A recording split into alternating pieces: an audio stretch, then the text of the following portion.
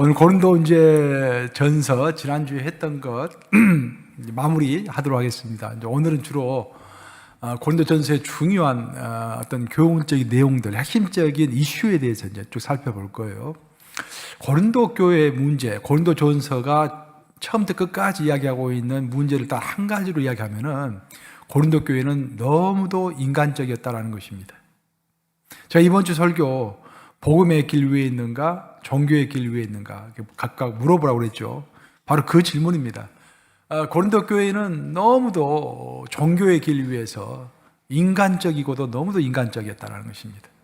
근데 그 인간적인 것이 영적인 것을 가장한 인간적인 것이다라래.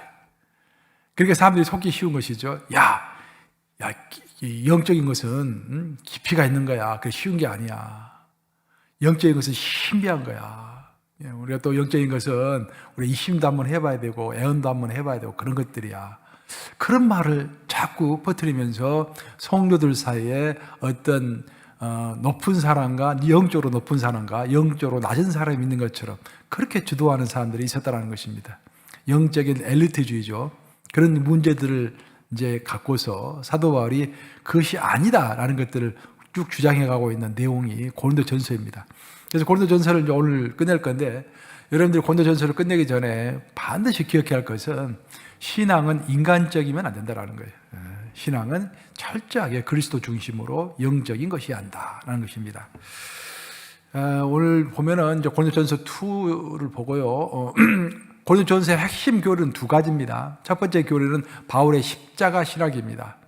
바울은 그렇게 이야기했어요. 그리스도께서 우리 죄를 위하여 죽으시고 사흘 만에 다시 살아나사라고 하면서 복음이 무언가를 아주 압축적으로 잘 설명하고 있습니다. 사도 바울이 말하는 구원은 십자가 위에서의 구원입니다. 그러니까 사도 바울이 말하는 구원과 요한이 말하는 구원이 다르다고 그랬죠. 사도 바울이 말하는 구원은 우리 서방 기독교가 주로 따르는 바이고, 요한이 말하는 구원은 주로 동방 기독교가 따르는 바입니다. 그럼 요한은 구원을 어떻게 설명하고 있는가? 요한은 구원을 우리가 하나님과 하나 되는 것, 우리가 하나님의 살과 피를 먹고 마시는 것, 우리가 하나님 안으로 들어가는 것, 하나님의 영생이 내 것이 되는 것, 그런 식으로 하나님 앞에 하나님에게 우리가 붙어 있는 것, 그런 식으로 구원을 설명합니다. 그러다 보니까 뭔가 신비로운 맛이 있는데 좀 아리송송하죠. 정확하게 좀 잡히질 않아요. 반면에 사도 바울은 부활을 명확하게 이야기해요. 십자가와 부활로, 그러니까 구원을 십자가와 부활로 명확하게 이야기합니다. 십자가는 사건이었죠. 예수님이 십자가에 못 박힌 어느 한 번의 역사적인 사건이었죠. historical event예요. 명확하게 일어났던 하나의 사건이었습니다. 부활도 마찬가지죠. 부활로 예수님이 실제로 부활하셨지 않습니까? 그리고 여러 계바에게 나타나고 12제자에게 나타나고 500명에게 나타나고 많은 사람들에게 나타났다라고 성경은 이야기하는데, 분명히 예수님은 부활하셨어요. 히스토리컬 이벤트, 그것도 실제로 있었던 이야기입니다. 이게 이렇게 모호하지가 않아요. 굉장히 명확하죠. 그래서 우리가 서방 기독교에 있는 것이 좋습니다. 할렐루야. 그래서 고린도 전서가 처음부터 끝까지 이야기하고 있는 가장 핵심적인 교리는 두 가지인데, 첫 번째 교리는 십자가 신학, 십자가에서 구원이 이루어졌다라는 것들을 사도 바울은 강조하고 있는 것입니다. 두 번째, 십자가로 인한 십자가로 인해서 오직 예수의 정신이 이제 드러나고 있는데, 보면은 자, 제가 좋아하는 글을 오늘 제가 써놨어요. 여기다가 좋은 신학자는, 즉 좋은 성도는 이데올로기와 원칙과 방법의 건물에 살지 않는다. 즉 인간적인 것에 너무 매몰되어 있지 않는다는 것입니다. 여러분들, 인간적인 것이 어떤 때는 굉장히 황홀하죠. 음악을 깊이 들어가면은 황홀하잖아요. 그렇죠? 지식도 마찬가지입니다. 신학도요, 깊이 들어가면 너무 황홀해요. 철학도 너무너무 황홀하고 정치학도 너무너무 황홀하고 깊이 들어가면 굉장히 눈물이 날 정도로 황홀합니다. 근데 거기 빠져 있으면 안 된다는 거예요. 이데올로기와 원칙과 방법의 건물에 살지 않는다. 그는 모든 건물을 두루 찾아다니되, 근데 해서 우리가 세상 것을 멀리 하면 안 돼요. 우리의 목표는 세상에 복음을 전하는 것이잖아요. 그래서 세상 사람들은 어떠한 방식으로 살고 있고 무엇을 탐구하고 있고 무슨 생각을 하고 있는지 우리가 알아야 하는 거예요. 그래서 우리 기독교인들은 모든 건물들을 두루 찾아다녀야 돼요. 신문도 읽어봐야 되고 세상 책도 읽어봐야 되고 특히 목회자는, 특히 신학자는 하나님으로부터 받은 창무가 있기 때문에 세상의 학문을 열심히 탐구해서 제대로 알아야 합니다. 그래야 교회를 보호할 수 있을 거 아니에요. 세상 학문으로부터 교회를 보호할 수 있을 거 아니에요. 그래서 신학자는, 교회 지도자는 모든 건물을 다닌다. 건물이라는 것은 세상의 사상과 이데올로기 같은 것들이죠. 원칙과 방법 그런 것들이죠. 그러나 결국에는 다시 밖으로 나오는 사람이다. 그죠? 그 안에 머물러 있으면 안 돼요. 왜? 영원한 것이 아니고 절대적인 것이 아니기 때문에. 절대적인 것은 오직 우리 예수님 한 분인 거예요. 성삼위일체 한 분, 그분만 영원한 거예요. 그러나 언제나 길을 가는 사람이다.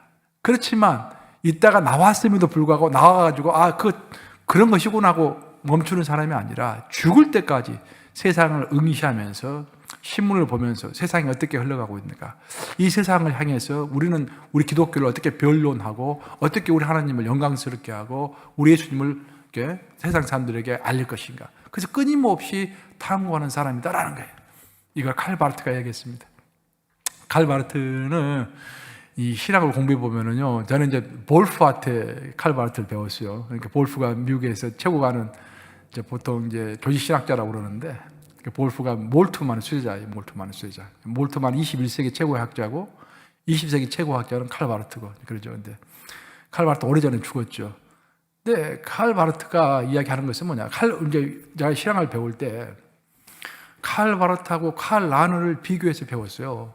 칼 바르트는 우리 개신교를 대표하는 신학자이고 칼 라너는 천주교를 대표하는 신학자예요. 이 두 신학자를 딱 비교해서 배운 거예요. 두 사람이 예수님에 대해서는 뭐라고 했는가? 또 두 사람이 구원에 대해서는 뭐라고 했는가? 구원론, 신론, 기독론 쭉 배우는 거예요. 이게. 깜짝 놀랄 만한 사실이 있어요. 뭐냐면은 캐톨릭 신학은요, 출발이 인간적인 출발, 인간으로부터 출발해요. 인간으로부터 밑에서부터 하나님을 알아가는 그런 신학이에요. 우리 개신교는 다 그런 것은 아니지만 우리 개신교의 정통 신학은 하나님으로부터 쭉 밑으로 내려와서 인간을 이해하는 거예요. 큰 차이가 있습니다. 밑에서부터 올라가기 시작하면은 우리가 밑에서부터 올라가면서 점점 하나님을 더 많이 알아갈 수 있다고 자부하게 되는 거예요. 그래서 우리 인간이 모든 것을 하나님을 절대적으로 이해할 수 있고 모든 것에 하나님이 다 존재하고 있고 우리가 인간의 이성을 통해서도 얼마든지 하나님 하는 것들을 다 깨달아 알 수 있다라고 그런 결론에 이르게 되는 것입니다. 굉장히 인간적이에요. 그러니까. 근데 위에서부터 내려오면은요, 우리 인간은 도저히 하나님을 알 수가 없다라는 거예요. 하나님 우리에게 가르쳐 준 것만큼만 알 수 있다라는 거예요. 그래서 19세기에 유럽의 모든 그 학풍이라는 것이 신학도 그렇고 철학도 그렇고 전부 다 인간이 준 거예요, 이게. 칼 바르트도 이제 그런 데서 신학을 공부한 거예요. 자유주의 신학이라고 그러죠. 자유주의 신학이라 하면은 인간적인 신학을 얘기하는 거예요. 그 신학을 공부하고 나서 이제 목사 부임을 했습니다. 스위스로 가서 이제 시골 마을에 가서 목회를 하는데 거기 갔더니 주로 이제 노동자들이 있는 가난한 사람들이 있는 교회예요. 근데 설교를 해도 성도들이 변하지 않는 거야, 이게. 10년간 목회를 했어요. 그래서 2년, 3년 하다가 목회가 너무 힘들어가지고 뭐가 문제인가라고 자기가 하나님께 기도한 거예요. 그래서 다시 한번 성경을 읽어보자. 성경을 전혀 몰랐던 것처럼 한번 다시 한번 읽어보자. 그 성경을 쫙 읽어보니까 자기가 신학교에서 배운 것하고 너무 다른 거다, 이게. 절대적인 하나님. 거기서 나오는 거예요. 그래서 칼 바르트가 로마서 강의라는 책을 썼어요. 로마서 강의라는 책을 썼는데 보통 이제 신학자들이 강해서를 쓰면은 좀 복잡하게 쓰잖아요. 주석서라고 보통 그러죠. 주석을 하잖아요. 딱딱하고 이게 별로 이게 어렵고 보통 사람들 읽기도 힘들고 그렇잖아요. 근데 칼 바르트는 박사학위가 없었어요. 학사만 갖고 있었던 거야. 학부만 졸업했던 사람이기 때문에 그냥 설교문을 쓰듯이 썼어요, 그걸. 그러니까 일반 사람들도 어느 정도 이해할 수가 있고 그 관점이 중요해요, 관점이. 근데 이 칼 바르트의 관점은 완전히 하나님 예수 그리스도 중심으로 모든 것을 바라보고 모든 것을 이해하고 우리의 삶의 목적이 오직 예수님께 영광을 올려드려야 한다. 그런 관점으로 로마서를 쭉 쓴 거예요. 그래서 책을 팔았는데 아주 상상외로 책이 엄청나게 인기가 있고 많이 팔린 거예요. 그래서 그 책을 보고서 어떤 신학자들이 이 사람이 책 내용은 별론데 그 관점이 너무 좋다. 지금 주류적인 관점, 그 당시에 주류적인 관점은 모든 것이 인간적이고 철학적이고 그런 관점인데 그것이 아니라 오직 예수다. 그런 관점. 종교 개혁을 했던 마르틴 루터가 오직 예수를 부르짖었잖아요. 그래서 뭔가 새롭다 해가지고 괴팅겐 대학교에서 이 사람을 교수로 데리고 간 거야. 박사학위도 없는데, 석사학위도 없고 그러는데. 그래가지고 거기서 괴팅겐 대학교 딱 갔는데 거기서 학생들이 가르쳐야 하잖아요. 학생들을 가르치다 보니까 자기 실력이 너무 부족한 것이 이제 절실하게 자기가 깨닫는 거예요. 그래서 그 사람은 교수를 하면서 열심히 독학을 해서 공부를 한 거예요. 그 실력을 쌓은 거예요. 그래서 한 5년간 공부하고 나니까 자기가 썼던, 과거에 썼던 로마서 강의 책을 딱 읽어보니까 너무 부끄럽거든. 이게 약간 관점은 좋은데 말이 안 되는 것들이 많거든. 그래서 자기가 다시 씁니다. 개정판을. 개정판이 완전히 새롭게 써요. 그리고 출판사에 부탁을 합니다. 될 수 있으면은 이미 팔았던 책도 다 회수를 해서 다 좀 없앨 수 없냐고. 그래서 제 2권이 나와가지고 2권부터 제대로 이제 인정을 받아가지고 그 다음에 민스터 대학교로 이제 부임을 하고 나중에 본 대학교로 가서 부임을 하고 본 대학교 있을 때 이제 히틀러하고 이제 투쟁을 하는 바람에 거기서 쫓겨나가지고 스위스 바질 대학교로 가죠. 거기서 이제 바질 대학교에서 죽을 때까지 있었는데 제가 하고 싶은 이야기는 뭐냐면은 다 필요 없어요. 신앙생활 할 때 복잡하면 안 됩니다. 제가 이번 주에도 설교했죠. 생각이 복잡한 사람하고는 멀리해라. 그렇죠? 성경 복잡하지 않습니다. 성경 단순한데 오직 예수 중심적이다라는 거예요. 고린도 교회의 가장 큰 문제는 예수가 없고 예수를 빙자한 사람들만 교회에서 보였던 것입니다. 그것이 가장 큰 문제였어요. 근데 그것이 2000년 전에 고린도 교회의 문제일 뿐만 아니라 오늘날 2000년 후가 흐른 오늘날의 교회 문제가 여전히 되고 있다는 것입니다. 그것을 우리가 인지해야 하는 것입니다. 자, 두 번째로 고린도전서에 나오는 핵심 교리는 뭐냐면은 바울의 그리스도교 윤리의 대원칙이 나오고 있습니다. 기독교 윤리가 나오고 있어요. 윤리라는 것은 교리를 실천하는 것이 윤리죠. 어떻게 사는 것이 올바르게 사는 것인가? 사도 바울이 말할 때 올바르게 산다라는 것은 공동체의 덕을 세우는 것이 올바르게 산다라는 거예요.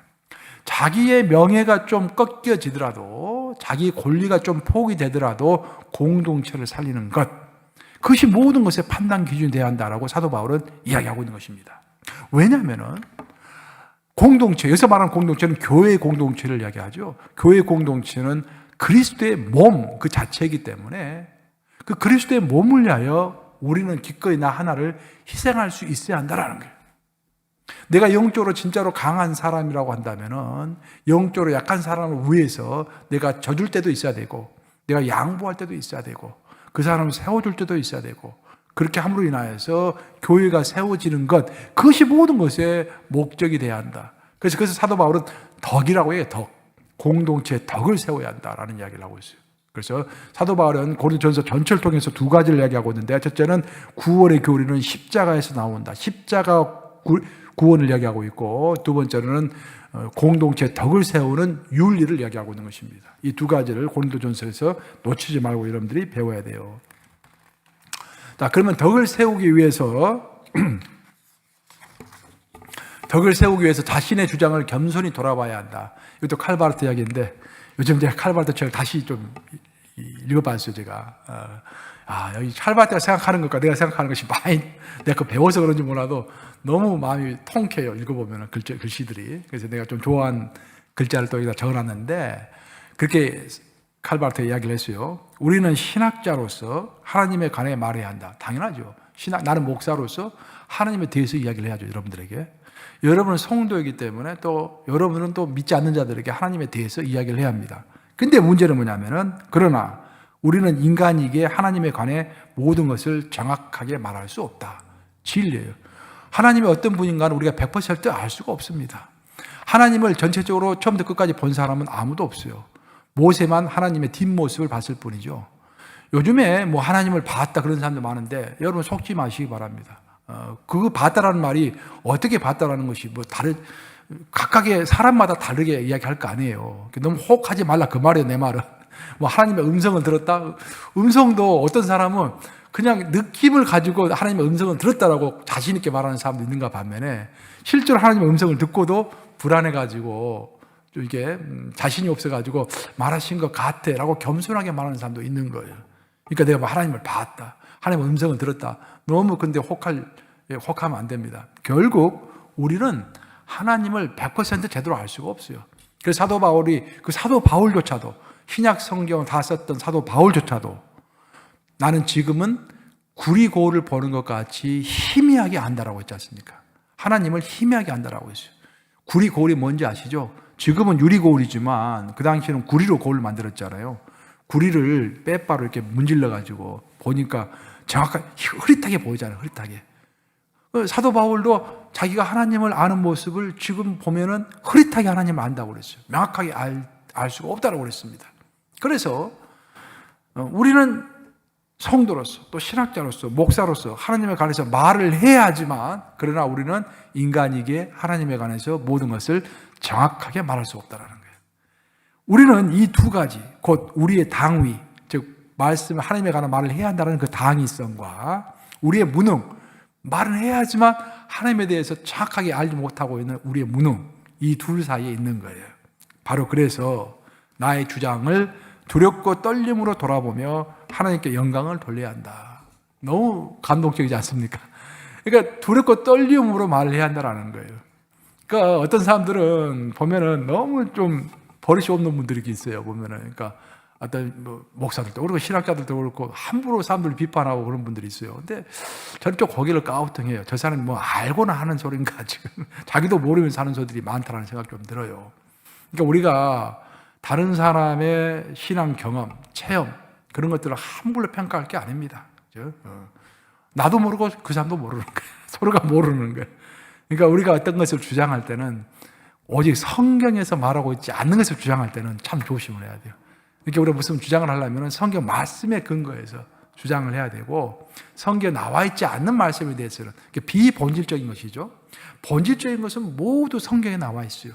근데 비본질적인 것은 성경에 나와 있지 않죠. 그런 이야기를 할 때는 두렵고 떨리는 마음으로 말을 해야 한다. 그런 말이에요. 그래서 근데 고린도 교회의 문제는 바로 거기에 있었습니다. 고린도 교회의 문제는 너무도 쉽게 사람들을 정죄하는 거예요. 야, 그것도 몰라. 아니, 아직도 방언도 못해? 막 그런 이야기가 난무했던 거예요.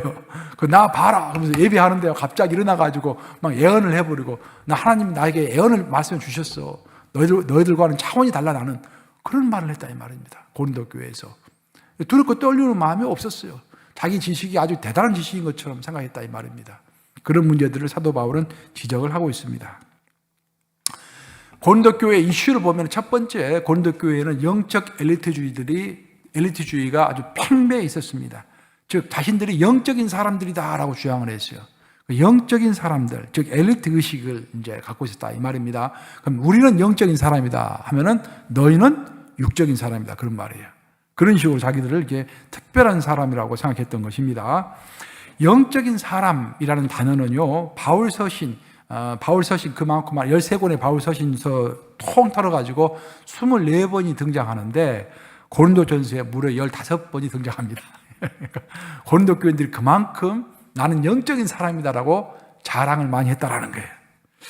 그래서 고린도전서 3장 1절에서 사도 바울은 이렇게 선언합니다. 형제들아, 내가 신령한 자들을 대함과 같이 너에게 말할 수 없어서 육신에 속한 자, 곧 그리스도 안에서 어린아이들을 대함과 같이 하노라. 굉장히 재밌죠. 자기들은 영적인 사람이다 하고 자기의 영역을 자랑하고 특별한 하늘의 은사를 받았다고 자랑하고 하는데 사도 바울이 너무 어이가 없어가지고 너희들을 도저히 성숙한 사람으로 내가 취급을 할 수가 없다. 너희들은 어린아이들과 같이 대우를 해야겠다라고 이야기하고 있는 거예요. 너무 아이러니컬하지 않습니까? 굉장히 좀 시니컬하죠, 사도 바울이. 그렇게 고린도 교회에 문제들이 있었다라는 것입니다. 자, 고린도 교회 이슈 영적 엘리트주의를 계속해서 보시면은 12장에 성령의 은사들이 쭉 언급이 되고 있습니다.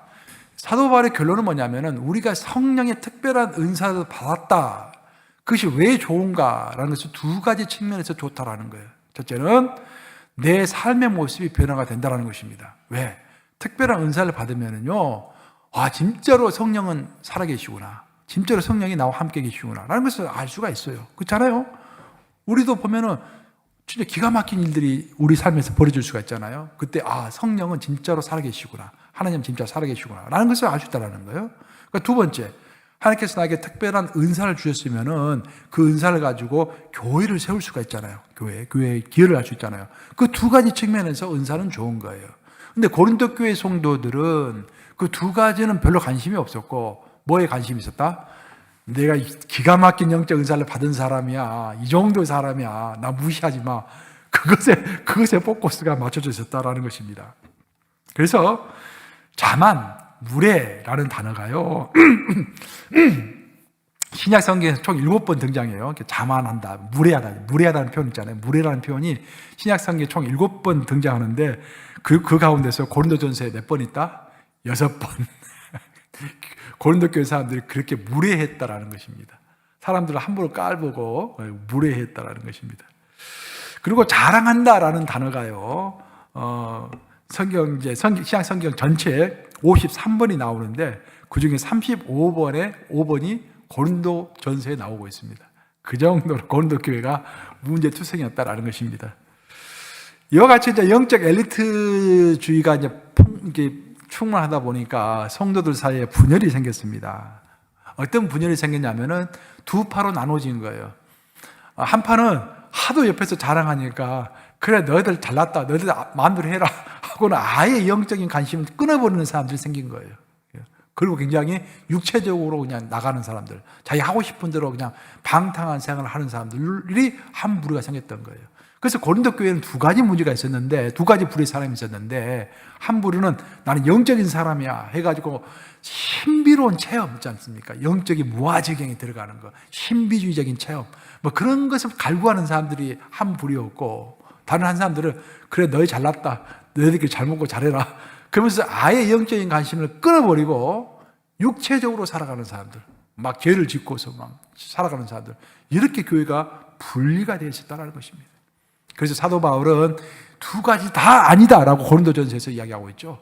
신비주의적인 것, 자랑하는 것, 영적인 은사를 뽐내는 것, 그것도 아니고, 근데 그것에 대해서 영적 은사에 대해서 아예 관심을 꺼버리고 그냥 세상적으로, 육적으로 범죄를 하면서 교회에 와서까지 성적인 범죄를 범하고 그런 것도 아니다라는 거예요. 그 이 두 가지를 뭘로 통합해야 하느냐? 그것이 바로 처음에 얘기했던 십자가 정신이다라는 거예요. 그리스도의 십자가 정신, 심플하게 그 십자가는 그리스도의 진노이고 다른 사람을 살리는 사랑이죠. 진노, 하나님의 사랑과 하나님의 진노가 잘 표현된 것이 그리스도의 십자가인 거예요. 그래서 하나님께서는 죄를 보면은 죄를 간과할 수 없기 때문에 예수를 십자가에서 죽여서까지라도 그 죄를 없애야 했습니다. 하나님의 진노가 십자가에서 나타나는 거예요. 그러니까 너희들도 또 죄를 지으면은 예수님을 또다시 십자가에 못 박는 것이기 때문에 죄를 짓지 말라는 거예요. 반면에 또 십자가는 사랑이죠. 다른 사람의 죄를 위하여 예수님께서 본인의 죄가 아니라 다른 사람의 죄를 위하여 십자가를 지셨다는 거예요. 그런 사랑의 정신이 교회도 있어야 한다라고 사도 바울이 이야기하면서 그 십자가의 정신으로 분열된 교회가 하나가 되어야 한다라고 사도 바울은 이야기하고 있는 것입니다. 고린도 교회의 두 번째 이슈가 뭐냐면은 종교의 신비적인 관점이었습니다. 신비롭다. 그런 것들이 교회에 이제 그런 단어들이 충만하게 퍼지고 있었던 것입니다. 즉 초현실주의적인 것들.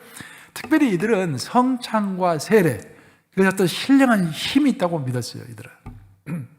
그러니까 신령한 힘이 없는 것은 아니죠. 세례와 성찬이 어느 정도 신령한 면이 있죠.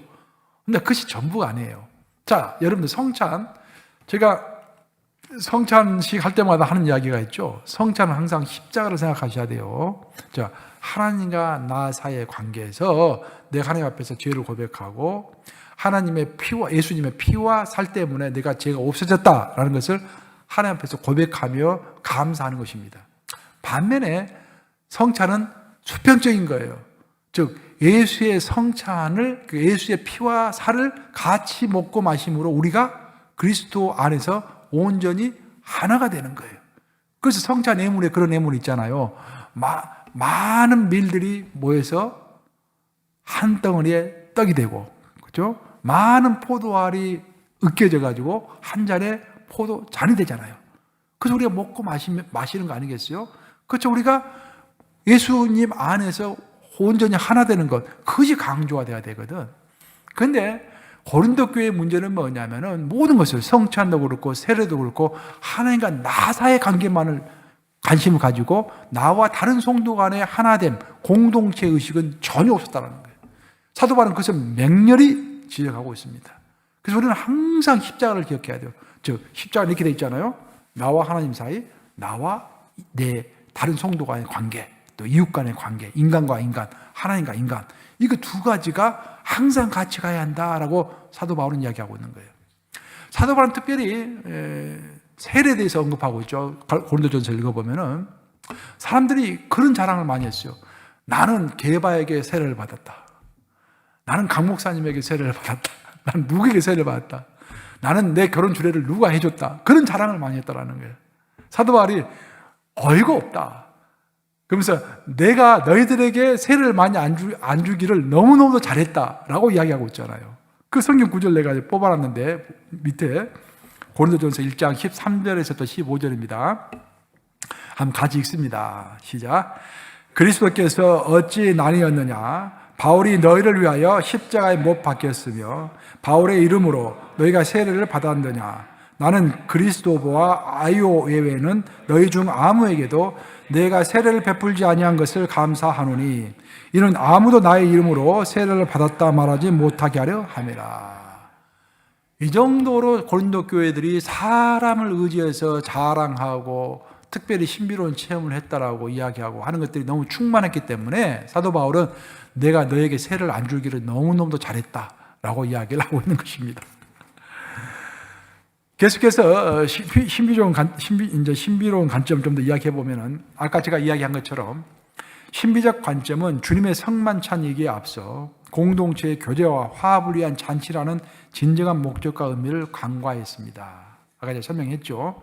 여러 개의 밀이 한 덩어리의 떡이 된 것 같이, 즉 성만찬을 들면서 진짜 중요한 것은 우리가 서로 반목하고 미워하고 여러 가지 다툼도 있었지만 성만찬을 드는 그 순간만큼은 그리스도 안에서 하나가 되는 거죠. 그리스도의 몸과 피를 같이 먹고 마심으로 우리가 온전히 하나가 된다라는 것이지. 그런 의미가 큰데 신비주의의 문제는 나와 하나님 사이에 깊은 관계만 추구하다 보니 공동체의 교제와 하나됨에 대해서 관심이 없었다라는 것입니다. 그것을 사도 바울은 계속해서 고린도전서를 통해서 언급하고 있는 것입니다. 고린도 교회에 또 세 번째 큰 문제가 있었는데 그것은 뭐냐면 특별한 지혜라는 말들을 많이 했어요.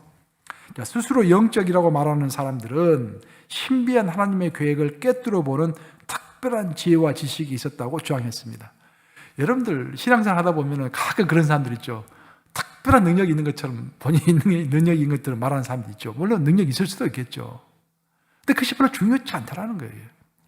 우리에게는 이미 중요한 것은 다 성경에 나와 있습니다, 여러분. 가장 중요한 것은 예수 그리스도가 중요한 거예요.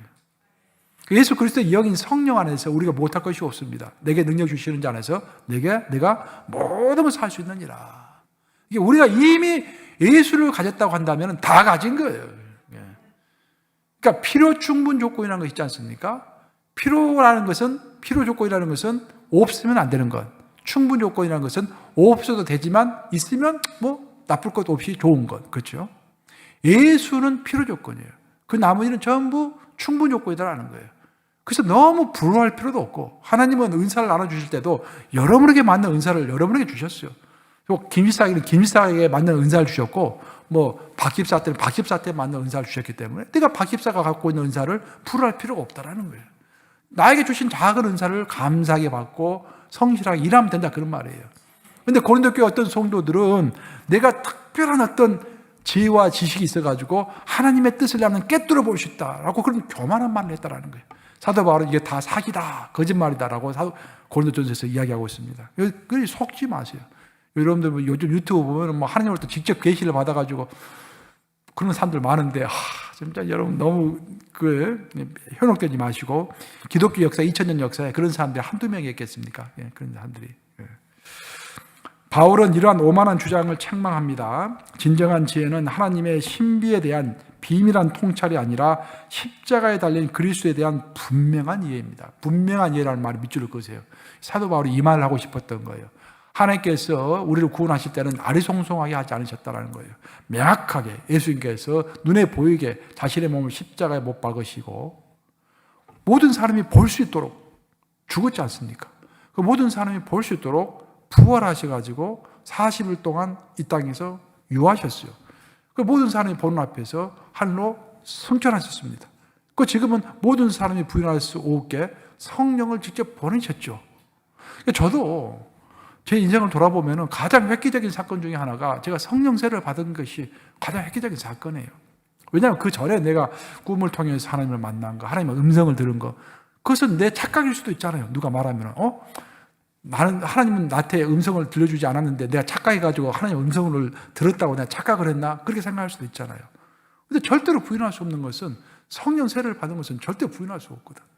어마어마한 일들이 그 이후에 쭉 벌어졌기 때문에 부인할 수 없는 것, 그렇죠? 우리가 부인할 수 없는 것은 성부 하나님, 성자 예수님, 성령 하나님, 그 부인할 수 없는 것 가운데 그 세 분 성삼위일체 하나님 가운데 모든 것이 다 있다라는 거예요. 그 이상의 지식 우리가 있으면 좋겠지만 없어도 큰 문제가 될 것이 없다라는 것이 사도 바울의 말씀입니다. 밑에 고린도전서 2장 6절에서부터 8절까지 제가 적어놨는데 한번 같이 읽습니다. 시작.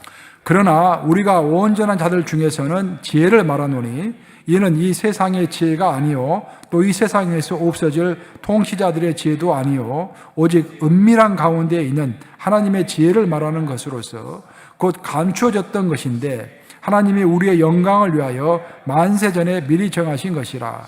이 지혜는 이 세대의 통치자들이 한 사람도 알지 못하였나니 만일 알았더라면 영광의 주를 십자가에 못 박지 아니하였으리라.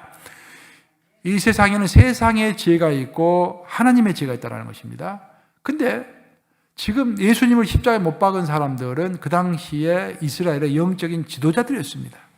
그들은 지혜가 많다고 이야기했고 지식이 많다고 이야기했지만 하나님의 관점에서 봤을 때는 그것은 세상의 지혜였고 하나님의 지혜가 아니었다는 것입니다. 그들이 진실로 하나님의 지혜를 가지고 있었다고 한다면 예수를 십자가에 못 박지 아니하였을 것이다 라고 사도 바울은 이야기하고 있는 거예요. 그래서 우리가 일상의 삶을 살아갈 때 조심해야 할 것은 내가 세상의 지혜 가운데 있는지 하나님의 지혜 가운데 있는지 스스로 잘 돌아봐야 할 줄로 믿습니다. 속지 않도록. 우리가 정말 세상의 지혜가 아니라 하나님의 지혜 안에서 당당할 수 있도록. 그렇죠? 내가 하나님의 지혜를 갖고 있는 자이면 당당할 수 있잖아요. 그 어떤 상황 가운데서도 나는 진리의 길을 가고 있으니까. 그런 자부심이 있어야지. 하나님 안에서 자부심이 있어야죠. 그런 이야기를 사도 바울이 하고 있습니다. 또 특별한 지혜에 대해서 계속해서 보시면은 지식에 대해서 사도 바울은 이런 말을 합니다. 만일 누구든지 무엇을 아는 줄로 생각하면 아직도 마땅히 알 것을 알지 못하는 것이요. 아주 이게 칼바르트가 했던 말과 똑같은 말이에요. 우리가 하나님을 아무리 알려고 여러 가지 이성을 동원하고 철학을 동원하고 과학을 동원해도 하나님을 다 알 수 없다라는 거예요. 근데 어떤 사람은 조그만 거 알면서 내가 하나님을 다 안다. 난 특별한 지혜를 가지고 있다라고 이야기하는 사람이 있다라는 것입니다.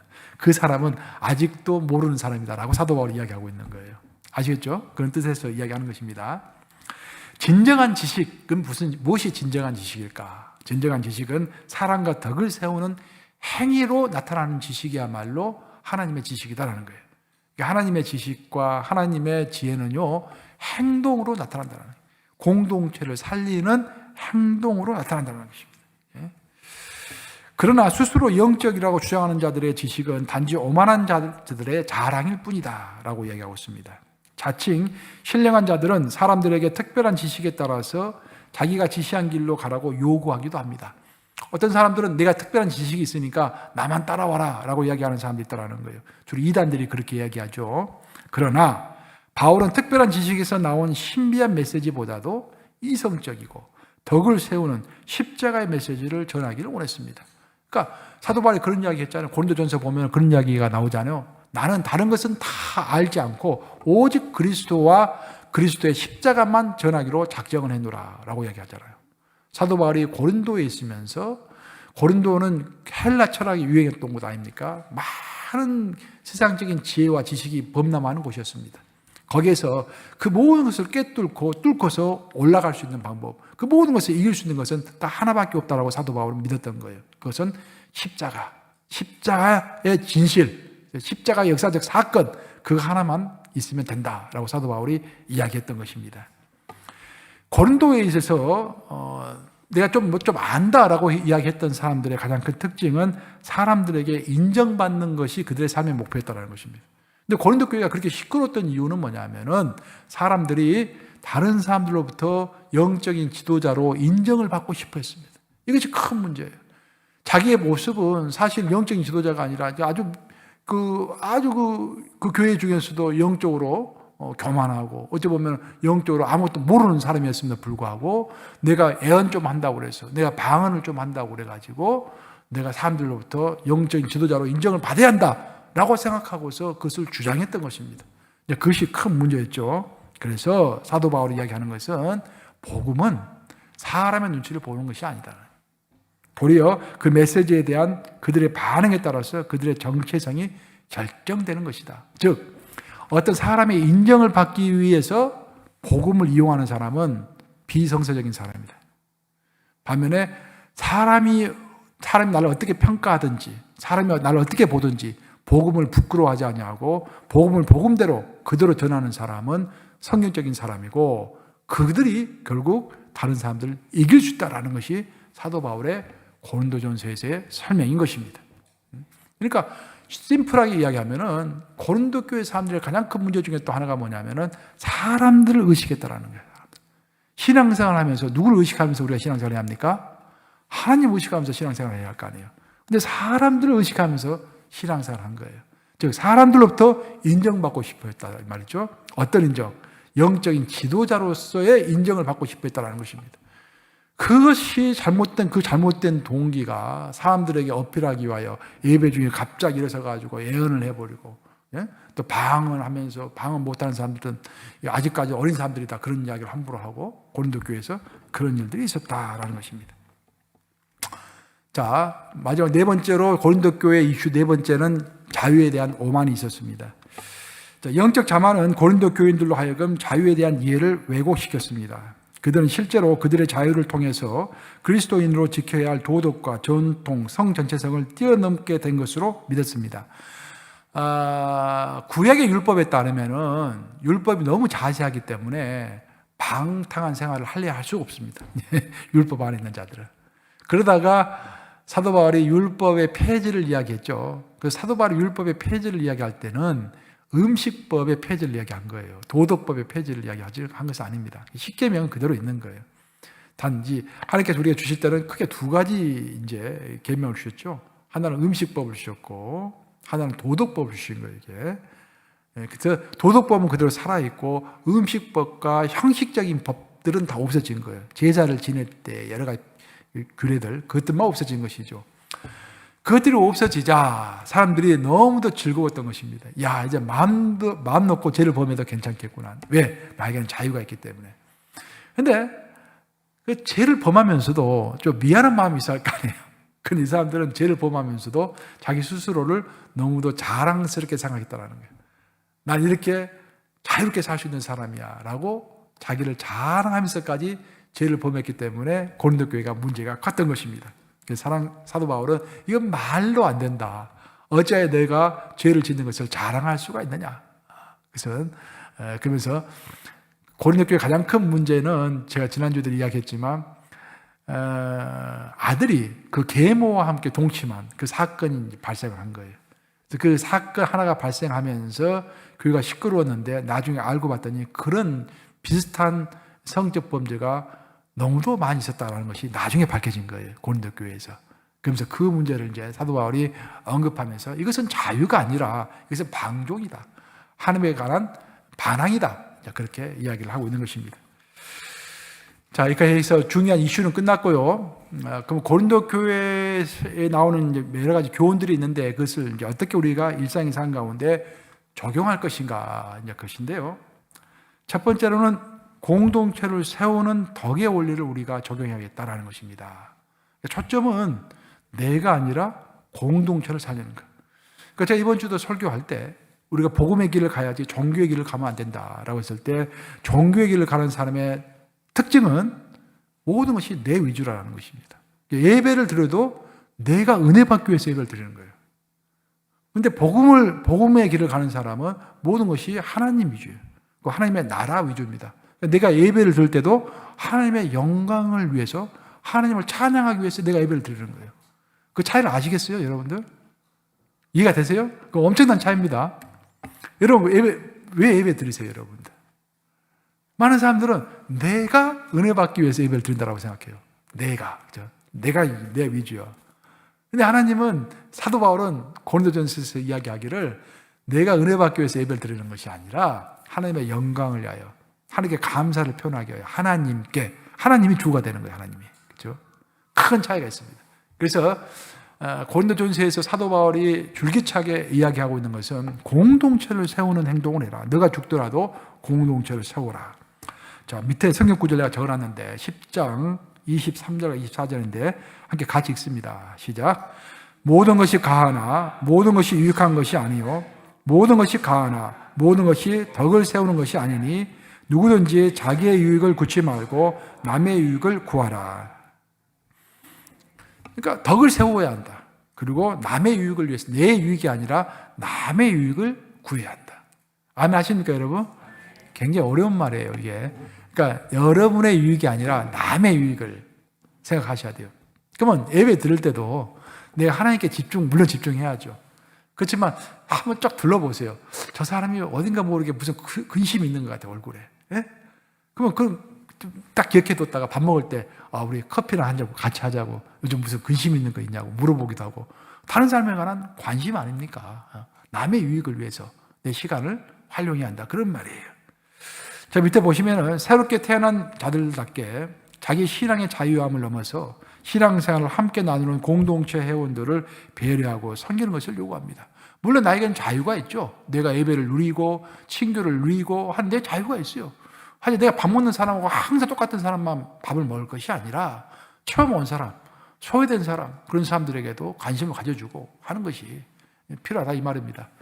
근데 목회하면서 보면은요, 제가 우리 뉴욕 감옥에 갔을 때 한 1년도 안 됐을 때 어떤 성도가 하나가 이제 나한테 그런 소리를 하더라고요. 목사님, 저는 그 성도 굉장히 액티브한 성도였거든요. 근데 그런 소리를 하더라고요. 밥 먹는 시간이 제일 두려워요, 그러더라고요, 나한테. 그래서 내가 밥 먹는 시간에 왜 들었습니까? 그랬더니 내려가면 같이 밥을 먹어주는 사람이 없어요, 그러더라고요. 파트너를 못 찾는 거예요. 밥 먹는 파트너를 못 찾는 거예요. 우리 교회를 떠나신 모 장로님도 계세요. 그 장로님도 교회 일 열심히 하셨던 장로님인데, 나 만나가지고, 우리 부부 만나가지고 식사하고 그러다가 그런 얘기 하시더라고요. 목사님, 내려가면은요, 같이 앉을 사람이 없어요. 앉으려면 내가 못할게 자들끼리 다 앉아버립니다. 그런 말까지 하시더라고요. 아마 오해라고 저는 생각하는데, 본인이 앉아가지고 어디 자리에 앉으려면 본인이 못 앉게 자기들이 뚝 먼저 다 자리를 차지하고 앉아버린다라는 거예요. 그 자기 앉을 자리가 없다라는 거예요, 이게. 그 이야기를 듣고 딸이 그게 왜 거기 있냐고 빨리 오라고 그랬다고 나한테 그때 벌써 몇 년 됐는데, 그래요, 여러분들. 그래서 우리가 교회에서 덕을 세운다라는 것은 내가 교회에서 예배할 때 은혜도 받고 식사할 때 내가 마음에 맞는 성도들과 밥도 먹고 다 좋습니다. 그렇지만 한번 돌아보라는 거예요. 돌아보면 저 성도 혼자 있네, 혼자 밥 먹는 성도 없이 그냥 혼자 앉아서 밥 먹고 있네. 그럼 내가 가서 같이 밥도 먹어주고, 그것이 교회다라는 거예요. 그것이 사도 바울이 그 이야기를 하고 있는 것입니다. 그 사도 바울이 이제 주고 있는 교훈을 두 번째로 적용을 해보면은 다양성과 통일성의 조화가 필요하다라는 거예요. 교회는 다양성의 교회입니다. 모든 사람, 교회는 오픈되어 있죠. 모든 사람이 올 수 있는 곳이 교회입니다. 하지만 교회는 그리스도 안에서, 그리스도의 몸된 교회 안에서 하나로 또 통일이 되죠. 그래서 다양성과 통일성이 함께 있는 곳이다라는 거예요. 그건 다양성을 측면에서 보면은 믿음이 센 성도도 있고 믿음이 약한 성도도 있고, 잘 사는 성도도 있고 못 사는 성도도 있고, 활발한 성도도 있고 좀 움츠리는 성도도 있고. 그랬을 때 교회의 기준은 교회에서 가장 약한 자가 기준이다라는 거예요, 사도 바울의 이야기에 따르면. 그래서 사도 바울이 그렇게 얘기하잖아요. 너희 가운데 가장 약한 자, 그 자를 더욱더 귀하게 여기고 그 자를 다 메인터넌스하고, 그런 구절이 쭉 나오잖아요. 그래서 교회는 교회에서 가장 소외받는 사람, 가장 약한 사람, 그 사람이 더욱더 존귀하게 여김을 받고 소외가 되지 않도록 하는 것이 하나님의 몸된 교회의 임무다라고 사도 바울이 명확하게 얘기하고 있는 것입니다. 그래서 우리 교회에서도 누가 제일 약한 자인가? 아주 그 사람이 더욱더 귀하게 여김을 받는 교회, 그런 교회가 될 줄로 믿습니다. 그런 교회가 돼요. 그리고 이제 조종 마지막 세 번째가 보면은요, 사도 바울 또 이야기하고 있는 것은 영원한 것에 초점을 맞춰라, 그런 이야기를 하고 있습니다. 자, 고린도전서를 보시면은요, 12장과 14장이 성령의 은사에 대해서 이야기하고 있어요. 근데 놀랍게도 그 중간에 12장과 13장 사이에 12장과 14장 사이에 13장이 끼어들었죠. 13장은 사랑에 대해서 얘기하고 있고, 또 15장은 부활에 관해서 이야기하고 있어요. 왜 사도 바울이 이렇게 배치를 했을까? 아니, 말을 하려면은 은사 이야기를 다 끝내고 나서 그 다음에 사랑 이야기도 하고 부활 이야기도 하면 될 건데, 은사 이야기를 하다가 중간에 사랑 이야기를 하고 또 은사 이야기를 하다가 또 부활 이야기를 하고, 그렇게 사도 바울이 배치를 시켰다는 거예요. 왜 그랬을까? 그 이유는 뭐냐면은, 은사라는 것은 여러분 잘 아세요. 하나님께서 우리에게 주신 은사라는 것은요, 일시적인 것입니다. 일시적인 것. 하나님이 여러분들에게 기가 막힌 은사를, 병 고치는 은사를 줬다 하더라도 내일 거둬 가시려면 내일 거둬 가시는 거예요. 그런데 여러분들이 가지는 은사는요, 예수님이 재림하시면 아무 필요가 없어요. 그때는 모든 사람이 평온한 가운데 살기 때문에 그때는 은사가 필요 없는 거예요. 일시적인 것이다라는 것입니다. 하지만 사랑과 부활은 영원한 거예요. 우리가 여기서 쌓은 사랑이 하늘까지 가는 것이고, 천국에도 사랑이 있는 것이에요. 천국에서도 부활한 몸이 있는 것입니다. 사랑과 부활은 영원한 것이고, 은사는 일시적인 것이다라는 거예요. 그래서 우리가 은사를 활용하고 사용할 때도 항상 그 나의 은사는 영원한 것 안에 있는가, 영원한 것을 위해서 내가 은사를 사용하고 있는가라는 것을 살펴보라, 그런 말이에요. 예? 자, 마지막으로 제가 이걸 정리를 해봤는데, 자, 나의 신앙은 인간 위에 서 있는가, 하나님 위에 서 있는가. 자, 아래로부터라는 인간 중심적 신앙을 대신할 위로부터의 신앙을 갈구해야 한다. 여러분들 다시 한번 강조하지만, 아래로부터 위로 올라가는 신앙은 굉장히 위험합니다. 출발이 하나님으로부터 출발해야 돼요. 하나님이 나에게 뭐라고 하시는가? 하나님은 나에게 무엇을 원하시는가? 그런 식으로 항상 머리가 돌아가야 합니다. 내가 뭘 할까? 그런 식으로 내 위주로 내가 어떻게 해서 하나님을 기쁘게 해드릴까? 그런 식으로 돌아가면 안 돼요. 하나님이 나에게 뭐라고 하시는가? 성경을 볼 때도 하나님은 어떤 분이신가? 하나님의 성품은 어떤 것이고, 하나님은 어떤 방식으로 일하시는가? 항상 하나님 위주로 보라, 이 말이죠. 아래서부터가 아니라 위로부터. 하나님은 하늘에 계시고 인간은 땅 위에 있습니다. 전도서에 나온 말씀이죠. 즉, 인간과 하나님 사이에는 절대적인 차이가 있다는 거예요. 그래서 그걸 인정해야 합니다. 우리가 아무리 노력을 해도 하나님을 100% 알 수가 없어요. 항상 하나님 앞에서 겸손하라, 그런 말입니다. 세 번째, 인간이 가지는 신앙의 주관성보다는 하나님의 계시의 객관성이 강조되어야 한다는 것입니다. 제가 지난번에 한번 이야기했죠. I believe the God. 그죠? 전능하사 천지를 만드신 하나님 아버지를 내가 믿사오며 했을 때, I가 중요한 것이 아니라 그 하나님이 천지를 창조하셨다는 것이 중요한 거예요. 그 진리가 중요한 거예요. 진리가. 항상 진리가 먼저예요. 진리는 흔들리지 않습니다. 하지만 나는 항상 흔들리는 거예요. 나는 컨디션에 따라서 오늘은 기분이 좋았다 하가도 내일은 기분이 나쁠 수가 있어. 그렇죠? 그래서 항상 내 위주가 아니라 진리 위주로 살아야 돼요. 그래서 내 감정을 스스로가 부인할 수 있어야 돼. 우리가 막 화가 나. 그래도 성경에서 화내지 말라라고 하면은 진리의 말씀이 먼저니까 진리의 말씀에 순종해야 하는 거예요. 항상 나보다는 진리가 먼저다. 그렇죠? 진리는 인간의 이해와 상황과 욕망과 무관하게 진리다. 그렇죠? 마지막으로 말씀하시는 하나님, 응답하는 인간이 조화를 이룰 때 역사가 일어난다. 하나님을 말씀하십니다. 근데 그 말씀이 말씀으로 끝나면 안 돼요. 반드시 인간은 하나님의 말씀에 응답해야 합니다. 그래서 하나님이 말씀하시고 그 말씀에 대해서 인간이 응답할 때, 진지하게 응답할 때 역사가 일어나는 거예요. 그 역사가. 그래서 말씀하시는 하나님에게 겸손하게 항상 응답하셔서 선한 일들이 가득한 여러분들의 삶 되시기를 우리 주님의 이름으로 축원합니다. 기도하겠습니다. 좋으신 아버지, 고린도전서 통해서 귀하신 교훈 주셔서 감사합니다. 고린도 교회 가장 큰 문제는 무엇보다도 인간적이되 너무도 인간적이었다고 합니다. 아주 혹시 저희도 그런 것은 아닙니까? 모든 것을 내 위주로 생각하고 있는 것은 아닙니까? 혹시 종교의 길 위에 우리가 서 있는 것은 아닙니까? 아버지, 우리를 고쳐주시옵소서. 항상 하나님 중심으로 설 수 있도록 도와주시고 하나님의 공동체 중심으로 설 수 있도록 인도해 주시며 내가 아니라 내 한 몸 죽어서라도 하나님을 살리고 하나님의 공동체를 살리는 그런 역사가 우리 가운데 충만하게 펼칠 수 있도록 불쌍히 여기시고 우리를 인도하여 주시옵소서. 특별히 뉴욕 감리교회 위하여 간절히 기도합니다. 아버지, 연말이 다가오고 있습니다. 우리 성도들 추수하는 이 계절에 더더 영적으로 깊어지고 풍성해질 수 있도록 인도해 주시고 하나님과의 교제가 깊어질 수 있도록 함께해 주시며 저 12제자와 같이 예수님께서 사랑하시는 그런 12제자와 같은 영적인 성숙함들이 다 있을 수 있도록 제자가 되는 역사가 있도록 아버지 함께해 주시옵소서. 그리고 동서남북에서 우리 교회에 꼭 필요한 일꾼들 아버지 보내주시옵소서. 그래서 뉴욕 감리교회 이 마지막 시대 정말 활기차게 하나님의 일을 감당하기에 부족함이 없도록 우리 교회를 축복하시고 함께해 주시옵소서. 예수 그리스도를 받들어 기도합니다. 아멘.